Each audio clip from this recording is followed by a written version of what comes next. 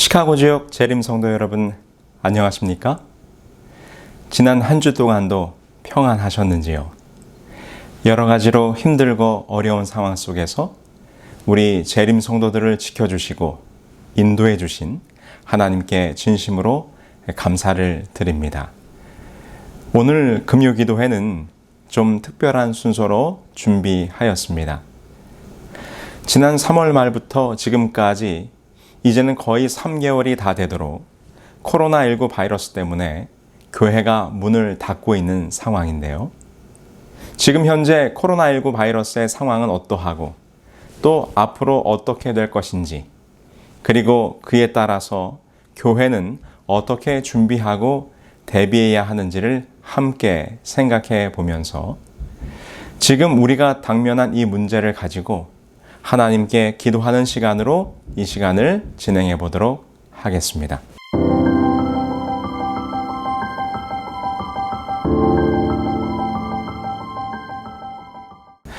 먼저 지금 현재 코로나19 바이러스의 상황이 어떠한지를 한번 살펴보도록 하겠습니다. 물론 여러분들께서도 여러 가지 보도와 신문을 통해서 알고 있으시겠지만 그래도 한번 짚어가는 의미에서 현재 미주와 그리고 우리가 살고 있는 일리노이와 시카고 지역의 상황을 통계를 통하여 살펴보도록 하겠습니다. 여기 화면에 보시는 것처럼 현재 전 세계적으로는 확진자가 519만 4,704명이고요. 사망자는 33만 5,615명입니다. 지금 이 보시는 통계는 오늘 오전 10시 기준 통계입니다. 미국은 확진자가 162만 3,352명이고요. 사망자는 무려 96,432명입니다. 다음 도표를 보시면 아시겠지만 현재 미국이 브라질, 러시아에 이어서 코로나 확산 세계제 1위라는 불명예를 안게 되었습니다. 현재 2위인 러시아가 32만 6,448명인 것으로 볼 때 미국의 확진자는 거의 5배가량 더 많은 사람들이 확진 판정을 받았습니다. 자, 그럼 이번에는 일리노이 지역은 어떨까요? 역시 오늘 오전 10시 기준 통계입니다. 현재 일리노이는 확진자가 10만 2,686명이고요. 사망자는 4,607명으로 미국 전체 스테이트 가운데 가장 코로나가 심했던 뉴욕과 뉴저지 다음으로 세 번째로 확진자가 많은 스테이트입니다. 현재 일리노이 상황이 그렇게 좋지는 않은 모습을 보여주고 있는데요. 그럼 이번에는 조금 더 범위를 좁혀서 우리 한인들이 많이 거주하고 있는 시카고 주변 지역을 한번 살펴볼까요? 가장 확진자가 많은 곳은 우리 한마음교우들이 가장 많이 살고 있는 쿡 카운티로 6만 3,690명의 확진자와 2,889명의 사망자가 있으며 우리 중앙교회 교우님들이 살고 계시는 우리 듀페이지 카운티는 6,076명의 확진자와 300여 명의 사망자가 발생한 것으로 나와 있습니다. 특별히 안타까운 소식은 여러 요양원들이 큰 타격을 받고 있는데요. 우리가 잘 아는 우리 나일즈에 있는 요양원은 무려 120여 명이 넘는 확진자가 발생하여 우리 그 가족들이 큰 근심과 염려 가운데 있는 것으로 압니다. 부디 우리 교우님들의 가족들이 어려움을 당치 않도록 기도가 필요한 상황이라고 생각이 듭니다. 최근 통계를 볼 때 일리노이주가 전 미주에서 가장 확진자의 수가 빠르게 증가했던 곳 중에 하나이기도 하고 아직도 그 비율이 확연히 낮아지고 있지 않은 주이기도 합니다. 물론 일리노이주가 전 미주에서 코로나19 검사를 가장 많이 실시한 주이기도 하기 때문에 그러한 수치가 반영된 것이라고 생각할 수도 있겠습니다. 어쨌든 지금 보시는 그래프처럼 이 5월에 들어서면서 확진자의 수가 증가했고 지난 5월 중순에 최고치에 달했습니다. 현재 3주 차에 들어서면서 조금씩 낮아지고 있는 모습을 보여주고 있기는 합니다만 어쨌든 지금 보시는 것처럼 코로나19 바이러스의 상황이 호전되고는 있지만 아직 상황이 완전히 잠잠해지기까지는 시간이 많이 필요할 것으로 생각됩니다.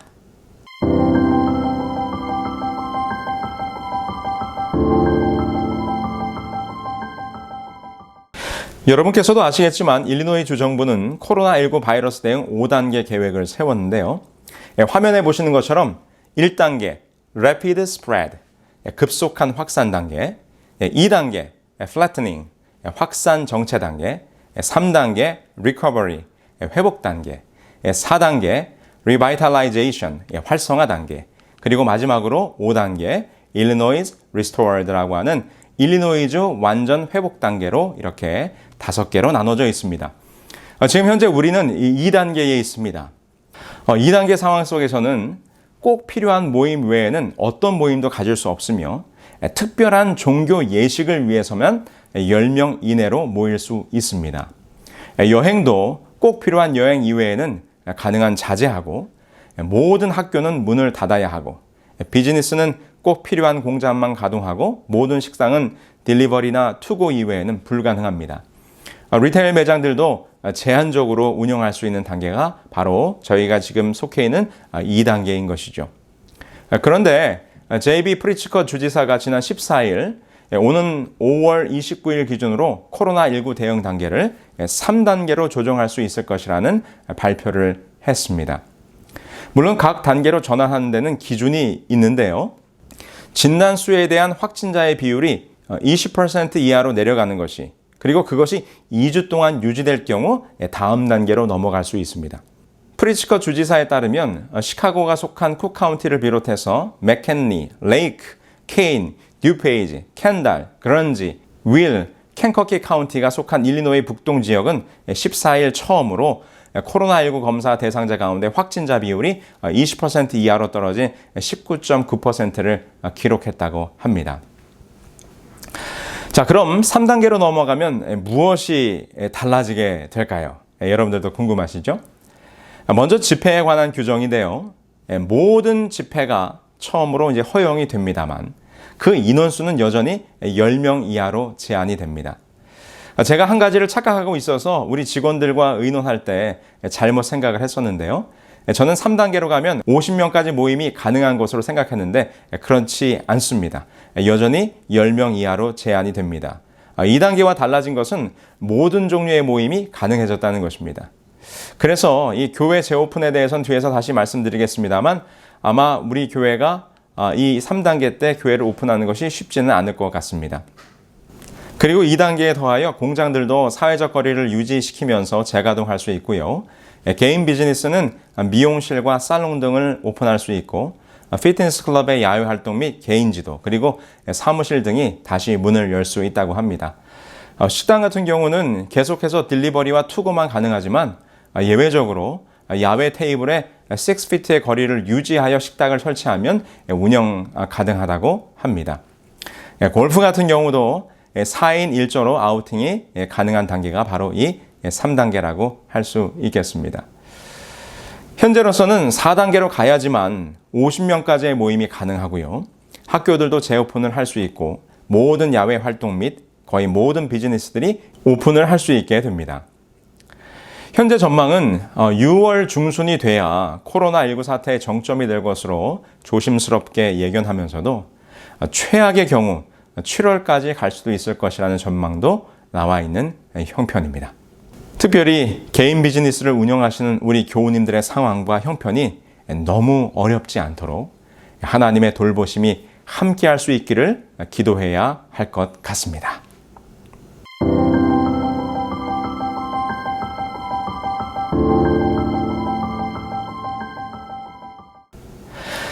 자, 이번에는 이런 상황 속에서 우리 교회는 어떻게 해야 하는가? 교회는 과연 언제쯤 다시 오픈할 수 있는가에 대하여 말씀드려 보도록 하겠습니다. 지난 3월 말 코로나 사태가 시작된 이후 매주 수요일 오전에 일리노이 합회 전 목회자들이 컨퍼런스 콜을 통하여 대책회의를 진행하고 있습니다. 각 교회 형편들을 나누고 현재 진행되고 있는 코로나 사태를 예의주시하면서 어떻게 해야 할 것인가를 의논하고 있는데요. 지난 수요일 일리노이 합회에서는 구체적인 예배 운영 지침에 대하여 가이드라인을 주셨습니다. 그 내용을 좀 알려드리도록 하면서 이 내용은 바로 우리들의 교회에 적용이 된다는 것을 유의하면서 들어주시기 바랍니다. 자, 그럼 3단계로 가면 교회를 오픈할 수 있을까요? 네, 결론부터 말씀드리면 현재로서는 불가능합니다. 왜냐하면 일리노이 주정부의 대응 단계에서 3단계는 10명 이하의 모임만 가능하기 때문입니다. 합회장님께서는 모든 대응 단계는 일단 주정부의 발표와 기준에 맞춰서 진행하라고 말씀해 주셨습니다. 그래서 5월 말에 3단계로 변경된다 할지라도 교회를 정식으로 재오픈하지는 못할 것으로 생각됩니다. 최소 4단계로 변경이 되어야만 지난번 직원들에게 의논을 드렸던 것처럼 중앙교회는 오픈을 하고 한마음교회는 인원수를 50명으로 맞추어 1부와 2부로 나누어 예배를 운영하는 방법을 취할 수 있을 거라고 생각이 듭니다. 아울러 합회의 권고사항은 교회에서의 인원수 초과 모임은 당연히 안 되고요. 교회 행사를 위한 개인의 가정에서 모이는 것도 가능한 자제해달라는 요청을 해 주셨습니다. 그리고 앞으로 교회를 오픈한다 할지라도 다음에 2가지의 큰 원칙 하에서 예배를 운영해 줄 것을 권고하셨습니다. 지금 화면에 보시는 것처럼 첫 번째 원칙은 모임의 시간을 최소화하는 것이고요. 2번째 원칙은 접촉의 포인트를 최소화하라는 것입니다. 이에 따라서 안식일학교 파틀락은 운영을 하지 않고요. 예배 후에 성도들의 교제와 다른 모임들도 가능한 자제하라고 권고하셨습니다. 이에 따른 세부 사항들로 손재정제를 배치하고 입구와 출구를 제한하며 거리를 두고 앉고 마스크 쓰기, 그리고 여러 사람이 공용으로 사용하는 찬미가를 사용하지 말고 교회 로비에서 사람들과 서로 만나 이야기를 나누거나 인사 나누는 것을 자제하도록 이렇게 말씀하셨습니다. 단상 위의 순서자도 여러 사람이 동시에 등단하지 말고 한 사람씩 등단하기, 교회 순서지 제작 금지, 헌금 바구니를 돌리지 말고 뒤에 배치하여 헌금을 자발적으로 넣기, 어린이 설교를 자제하고 아프신 분들은 자발적으로 교회 출석을 자제하기 등등의 세부 사항들을 가이드라인으로 주셨습니다. 우리가 6월부터는 예배를 할 수 있을지 않을까 기대를 했었는데요. 현재로서는 불가능하리라 생각되면서 조속히 4단계로 변경이 되어 우리 보고 싶은 성도들을 함께 만나 예배할 수 있게 되기를 합심하여 기도해 주시면 감사하겠습니다.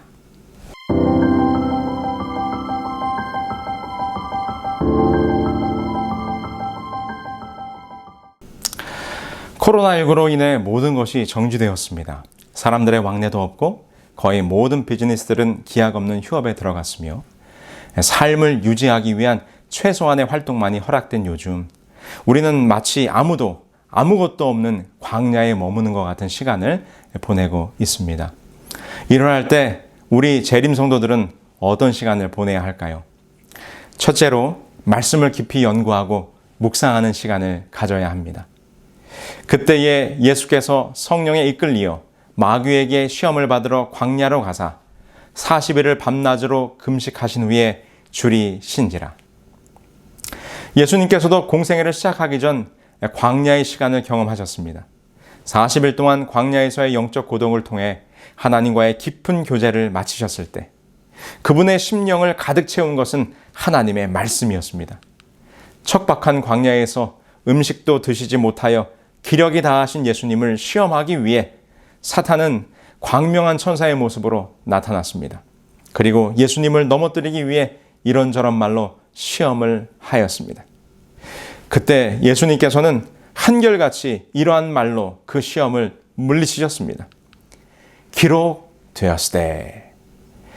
힘들었던 광야의 시간을 통하여 그분을 강하게 하고 능력 있게 하고 시험을 이기게 하셨던 힘의 원천은 하나님의 말씀이었습니다. 말씀의 힘으로 사단을 물리치셨습니다. 오늘 마치 40일 광야의 시간을 보내었던 것처럼 우리 코로나19로 인한 영적 광야의 시간을 보내고 있는 우리 시카고 지역의 재림 성도들이 첫 번째로 해야 할 일은 바로 예수님처럼 말씀을 묵상하는 것입니다. 바쁜 일상과 비즈니스의 핑계로 미뤄두었던 성경 통독을 다시 시작합시다. 매일 시간을 정하여 생명의 말씀을 읽고 묵상하는 일이 우리의 삶에서 회복되는 시간이 되어야 할 것입니다. 둘째로, 더 깊은 기도의 시간을 가져야 합니다. 너는 기도할 때에 내 골방에 들어가 문을 닫고 은밀한 중에 계신 내 아버지께 기도하라. 은밀한 중에 보시는 내 아버지께서 갚으시리라. 은밀한 가운데 기도하라고 하신 하나님, 지금 이 코로나19의 시간이 기도하기에 얼마나 좋은 시간입니까? 기도를 통한 하나님과의 교통은 우리의 품성과 생애를 더욱 고상하게 해줄 것입니다. 예수님께서 매일 새벽 미명에 기도하는 시간을 통하여 매일의 삶을 살아갈 하나님의 능력을 얻었던 것처럼 우리도 이 시간들을 통하여 우리의 삶의 기도가 회복되어야 합니다. 요즘처럼 조용한 시간, 아무에게도 방해받지 않는 시간, 분주한 일상의 부담이 없는 시간, 해야 할 업무의 압박이 없는 시간, 광야에서의 영적 고독은 우리에게 기도의 능력을 체험할 수 있는 영적 유익을 가져다 줄 것입니다. 홀로 무릎을 꿇고 하나님 앞에 나아가는 시간을 통하여 우리는 더욱 주님과 친밀한 교제를 나눌 수 있게 될 것입니다. 셋째로, 성령님과 동행을 더욱 간절히 간구해야 합니다. 너희 하늘 아버지께서 구하는 자에게 성령을 주시지 않겠느냐 하시니라. 교회들이 문을 닫고 온라인으로 예배를 드립니다. 그래서 서로 보고 싶고 만나고 싶은 성도들도 만나지 못합니다. 사람들을 만나서 교제하고 친교하는 일이 어려워졌습니다. 바로 이러한 때에 우리가 정말 만나야 하고 함께 동행해야 할 분이 계십니다. 그분은 바로 성령님입니다. 여러분의 코로나 일상 속에서 우리 성령 하나님과 더 깊이 동행하시게 되기를 간절히 소망합니다. 그래서 저는 여러분들의 담임 목사로서 구체적으로 다음에 4가지를 여러분들의 코로나 일상 가운데서 실천할 것을 부탁드립니다. 첫 번째, 매일 시간을 정하여 성경을 읽고 기도의 시간을 갖게 되길 바랍니다. 아마도 내일 이 부분에 대해서는 우리 일리노이 합회장님께서 구체적으로 말씀하실 것입니다. 두 번째, 매주 보내드리는 이 온라인 예배에 꼭 참여하시게 되길 바랍니다. 비록 함께 모이지는 못하지만 안식일을 구별하고 준비된 영상 예배를 통해 여러분들의 영적 삶이 흐트러지지 않도록 최선을 다해 주시기를 부탁드립니다. 세 번째로 아주 중요한 것입니다. 여러분 모두가 온라인 선교사들이 되어주시기를 부탁드립니다. 요즘 우리는 사람들을 만나지도 못하고 교회에서 전도회를 하지도 못합니다. 그러나 우리에게는 놀라운 선교의 도구가 있습니다. 그것은 바로 카카오톡입니다. 카톡을 통해서 우리 교회의 온라인 예배 말씀이나 또는 우리 재림교회의 기별이 담긴 좋은 영상 설교들을 여러분들의 친구들에게 보내는 것입니다. 우리 모두 온라인 선교사들이 될 수 있습니다. 이번 코로나 사태로 말미암아 이 온라인 선교에 대한 중요성과 관심이 증폭되고 있습니다.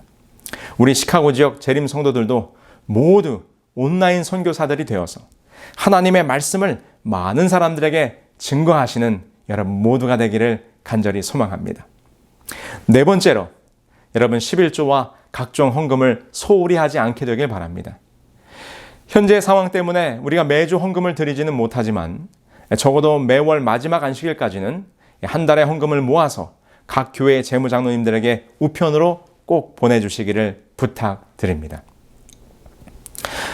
제가 지금껏 말씀드린 이 4가지 일들을 여러분들의 일상적인 삶에 꼭 실천하셔서 코로나19의 기간 동안 여러분들의 신앙이 절대로 해이해지거나 흐트러지지 않고 오히려 하나님과 동행하고 영적으로 성숙하며 땅끝까지 하나님의 말씀을 전하는 자들로 거듭나게 되기를 간절히 소망합니다. 부디 우리 모두 얼굴과 얼굴을 대면하여 다시 만날 때까지 여러분 모두에게 하나님의 은총이 함께 하시기를 간절히 소망하면서 이 시간 말씀을 마치겠습니다.